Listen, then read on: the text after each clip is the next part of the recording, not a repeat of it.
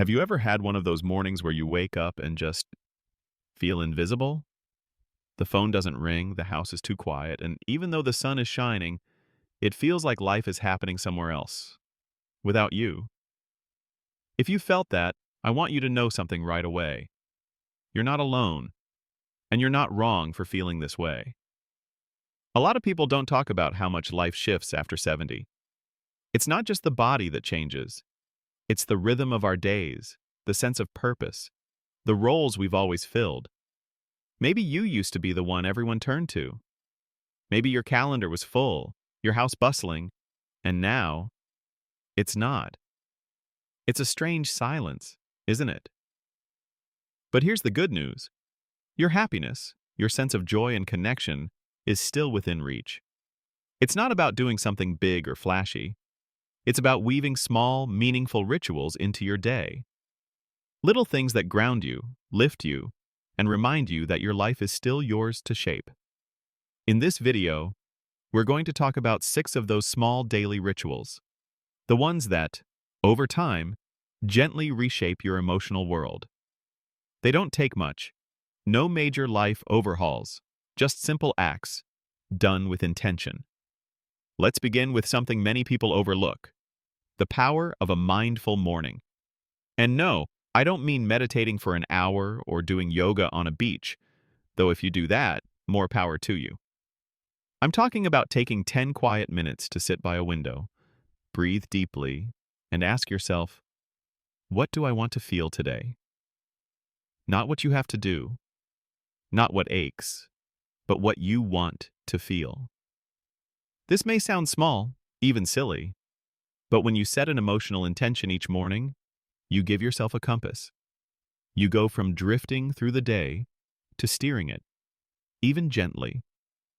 And if you write that intention down, on a sticky note, in a journal, even on the back of an old envelope, it becomes something tangible, a promise to yourself. One woman told me she writes the word peace every morning on a napkin before her tea. Another man writes curiosity. Not because anything dramatic is going to happen, but because that one word gives him a thread to hold on to as the day unfolds. That's the power of ritual. Not in how loud it is, but in how quietly it changes the way we walk through our hours. The second ritual is one I love because it brings the heart and the body together. Daily movement with meaning. Now, I know what you're thinking. I already walk every day, and that's wonderful. Truly. But I want you to try something a little different. Instead of just walking for the sake of exercise, walk for someone. Think of someone you miss, someone you love, someone who made you feel seen, and walk with them in your heart. Maybe it's your spouse. Maybe a friend who passed on. Maybe it's your younger self. Just imagine them beside you. Talk to them in your mind if you like. Tell them how you're doing. You'd be amazed how this transforms a simple loop around the block into something soulful. You'll start to look at trees differently, notice details you hadn't before, and you won't feel so alone. Because connection isn't just in the phone calls or visits, it's in how we carry people inside us. Now, the third ritual builds on this. It's about being seen. After 70, it's far too easy to feel invisible, especially when loved ones are busy or far away or simply don't understand what we're going through. That's why I suggest what I call a tiny reach out. Each day, take a moment to send a small message to someone, a neighbor, a grandchild, an old friend, not to get something, not to fix something, just to say, I thought of you today. That's it. Text it, call it, write it on a postcard. People underestimate how powerful that is, not just for the person receiving it, but for you. Because suddenly, you've created a thread, a link, a reminder that you're part of something. And if no one responds, that's okay. The act itself is still meaningful. You're opening a door, and sometimes doors don't get walked through until we open them 10 times. That doesn't make them worthless. I remember a gentleman named Walt, 82, who started leaving kind notes under his neighbor's doormat each week. Nothing fancy, just hope the roses bloom soon, or that casserole last Tuesday smelled amazing. After 3 weeks of silence, the neighbor knocked on his door in tears, said she'd been depressed, hadn't left the house in days, until she started looking forward to those notes. That's the ripple effect of small rituals. So now that we've talked about beginning your day with intention, walking with memory, and reaching out with care, let's keep going. Because these first steps are just the beginning of building a day that fills you up instead of emptying you. Now, let's talk about something that might seem small, even trivial at first glance, but it holds surprising weight over time. That's the act of savoring something daily, not rushing through it, not treating it like another item on the list, but truly savoring. Think about the last time you really noticed the warmth of a cup of tea in your hands, or the way butter melts into toast, or the exact moment a breeze moved through the trees just right, and you felt it on your skin. These moments are more than pleasant. They're grounding. They remind us we're alive.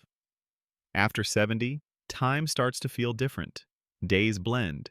Weeks pass faster. But when you carve out one moment each day, just one, where you stop and really notice something you enjoy, it's like adding a pin on the map of your life. You start seeing your day not as a blur, but as a collection of small, rich experiences. There's a woman named Eileen who told me she has a savor shelf. Just one little spot in her kitchen with her favorite cup, her favorite tea, and a tiny vase where she puts a fresh flower. Every day after lunch, she sits at that shelf. No phone, no TV, just her and the moment. She says it changed how she looks at her entire afternoon. It gave her a pause, a space to exhale. You don't need a special shelf. You just need to slow down on purpose. Let that moment be yours. Now, this next one can feel a little harder, but I promise you, it's powerful. It's the ritual of gentle reflection. And I say gentle on purpose because this is not about picking yourself apart. This is not a diary of regrets or should-haves. This is about asking one question every night before bed. What did I offer today? It could be a smile, a kind word, a moment of patience when you wanted to snap. Something shared, something noticed. When you ask this question regularly, you start to shift the way you see yourself. You don't define your worth by how many people called or whether someone said thank you. You define it by what you gave of yourself. Even on the quietest, loneliest days, you will find something you offered, and that changes how you sleep. That changes how you feel when you open your eyes the next morning. I once met a man named Arlo at a community center. He was quiet, not much for conversation, but every day before he left, he'd refill the coffee carafe without being asked. When I asked him why, he shrugged and said, "It's my way of being useful." Later, when he missed a week, everyone noticed. That little act had become a part of the room. And Arlo? He never would have guessed how much it mattered. That's the thing with these rituals. They don't make the news, they don't shout, but they change us from the inside out. And finally, let's talk about laughter. It might sound silly, laughter as a daily ritual, but hear me out. As we age, the world often feels more serious.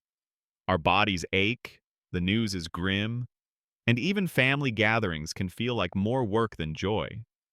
But laughter reminds us that life isn't just something to survive. It's something to enjoy. I'm not talking about forced cheerfulness or pretending everything's fine. I'm talking about seeking out one thing a day that genuinely makes you smile. Maybe it's a ridiculous video your grandson sent, or a memory that always gets you chuckling, or a silly song you hum in the kitchen just because it makes your hips sway. Let yourself laugh. Out loud. Even if no one else is around. There's a woman named Myra who told me she started watching 5 minutes of stand-up comedy every evening before she brushed her teeth. She said, "I want the last thing I do before bed to be laughing at something, not worrying about something." And you know what? She said it helped her sleep better. She felt lighter. And when she started sharing her favorite clips with friends, they started doing the same. It became a quiet little web of joy passed between people who had all started to think they'd run out of things to laugh about. You haven't. Your life, right now, is still full of richness, still full of meaning. And these small rituals, they're how you uncover it. You don't need anyone's permission to be joyful. You don't need a full house or a perfect body or a calendar packed with events. You just need these gentle moments, these small sacred habits that reconnect you with yourself, with the present, and with the kind of peace that doesn't depend on anyone else. You've lived through a lot. You've carried burdens. You've held people together. You've been the glue in ways they may never even realize. But now, it's your turn to be held by the life you choose to create, each and every day. Let's take that next step together. And now, let's settle into the final daily ritual. One that's quiet, deeply personal, and more powerful than you might think.